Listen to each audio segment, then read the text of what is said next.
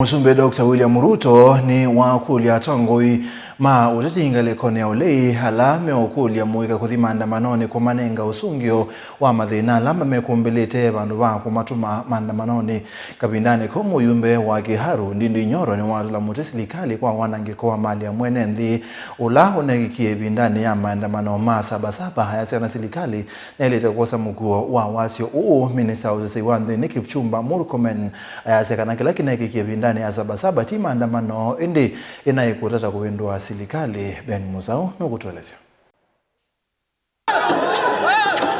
Itina wa miatiano elena kusiwa mathanyani wa sabasaba yuyu President William Ruto weta muikata methi tomaitome wa kulua nduthi ovamana kwa nangamali ya enendi ni amoma atetia lau kuereta matena movango kana woni ni kuondoa muikaya kuwa yumia wetano kuya muika maiketi kile kutomekania ndomena mawendi mo aiwereta kuina mianya mingi ya mawia ni kuondo wo. It breaks my heart when people who have no plan for the young people of our nation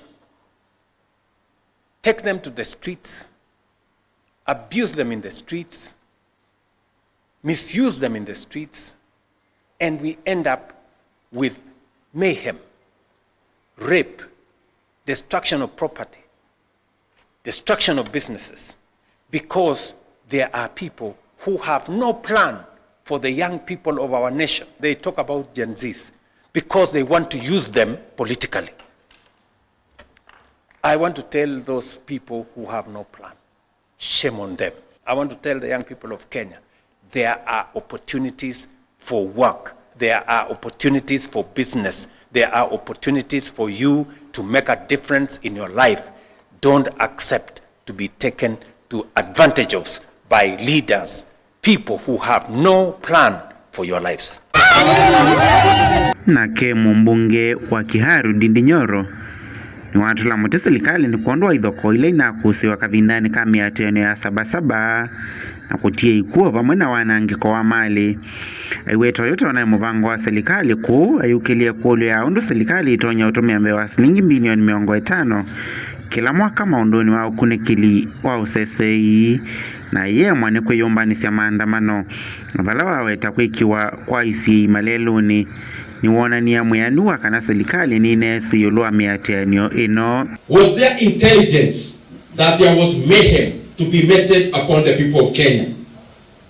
If there was no intelligence, I want to remind them, taxpayers in Kenya are giving government 50 billion Kenya shillings for intelligence gathering alone. Kama serikali haikujua kulikuwa na mambo kama hayo, then they have no business calling themselves government. If the government cannot protect the lives and the property of the people of Kenya, while we give them 200 billion Kenya shillings to do that work, then kazi yenu ni gani? Nyoro weta idhoko na ungeyulona atwaiwe ni unduna yutonya kwa dhukika na maofisa mausese imatente kililiwana ngiko kutwaiwa kuwa yenda serikali kukua moyo ovamona kumia utalo wasiko hivi. Whatever happened on Monday, the government must bear all the responsibility for all the businesses banned and all the lives lost. Na mwacha kupea Wakenya tu story mingi kila wakati. We can see through the lies. We can see through, and we know for sure either the government was involved or it abetted those crimes and criminalities. Okavindani kaunake Minister Muvyeni wa usesei wa nthini Professor Kipchumba Murkomen aineni akaunti ya Tana River ni waumani ya miatianio ino aiwera ndinaye miatianio ndi unaye muvango wako vindo wa serikali unula ukuereta una kwetu mbauni ya moma ateti na vala umiokanyo muvyo kwa mivango yonde ya kwenda kuvalani ya nthi. That is not protest, that is not maandamano.